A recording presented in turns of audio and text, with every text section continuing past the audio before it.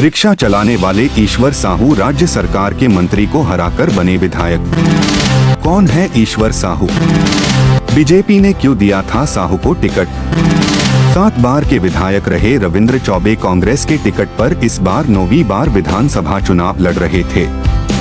वहीं कक्षा 5वीं तक की पढ़ाई करने वाले 42 वर्षीय ईश्वर साहू पहली बार चुनाव लड़ रहे थे। साहू का पूरा परिवार पेशे से खेतिहर मजदूर है। 4 राज्यों के चुनावी नतीजों ने सभी को चौंका दिया है। सबसे ज्यादा हैरान करने वाले नतीजे छत्तीसगढ़ में देखने को मिले हैं। इस राज्य में कांग्रेस को काफी मजबूत माना जा रहा था, लेकिन बीजेपी ने बड़ा उलटफेर करते हुए भूपेश बघेल की सरकार को छत्तीसगढ़ से उखाड़ फेंका है। छत्तीसगढ़ में बीजेपी ने 54 सीटों पर जीत हासिल की है, तो वहीं कांग्रेस 35 सीटों पर सिमट गई है। अगर बात ईश्वर साहू की करे तो बीजेपी की तरफ से विधानसभा चुनाव लड़ा और 5000 से ज्यादा वोटों से जीत दर्ज की ईश्वर को यहां 1,01,789 वोट मिले, जबकि कांग्रेस के रविंद्र चौबे 96,593 वोटों पर ही सिमट गए। दोनों के बीच 5,196 वोटों का अंतर रहा।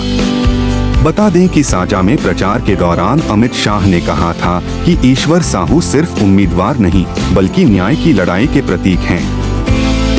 अगर बीजेपी सत्ता में वापस आती है तो उनके बेटे भुवनेश्वर साहू के हर हत्यारे को जेल भेजा जाएगा। दरअसल 8 अप्रैल 2023 को 2 स्कूली छात्रों में साइकिल चलाने को लेकर मामूली विवाद हुआ था। इसमें से एक हिंदू और दूसरा मुस्लिम समुदाय से था। गांव में दोनों ही समुदायों के बीच पहले से अलग अलग मामलों को लेकर विवाद होता रहता था। ऐसे में 2 छात्रों के बीच के इस मामूली विवाद ने सांप्रदायिक रूप ले लिया। इसके बाद विवाद हिंसा में बदल गया और इसी में ईश्वर साहू के 22 वर्षीय बड़े बेटे भुवनेश्वर साहू की हत्या कर दी गई। इस हत्या के बाद गांव का माहौल तनावपूर्ण हो गया। इस दौरान गांव में बाहरी लोगों की भीड़ बढ़ती गई। मुस्लिम बाहुल्य गलियों में पत्थरबाजी हुई। इसी दिन मुस्लिम परिवार की एक झोपड़ी में आग लगा दी गई। 11 अप्रैल की सुबह पता चला कि बिरनपुर गांव से ही कुछ दूरी पर एक खेत में 2 लोगों का शव पड़े हैं। पुलिस जांच में उनकी पहचान पिता पुत्र रहीम मोहम्मद और इदुल मोहम्मद के रूप में की गई।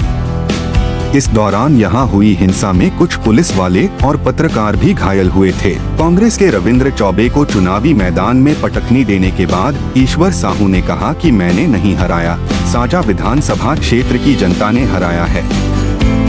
उन्होंने आगे कहा कि अब आगे संगठन में जिम्मेदारी निभाऊंगा।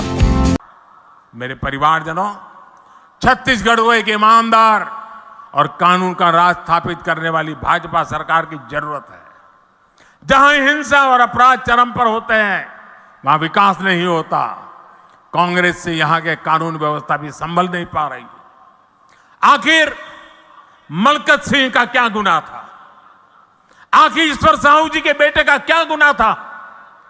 हमें ऐसी अंधेरगर्दी से छत्तीसगढ़ को बाहर निकालना है। आप देखिए कितना दर्द है चेहरे पर।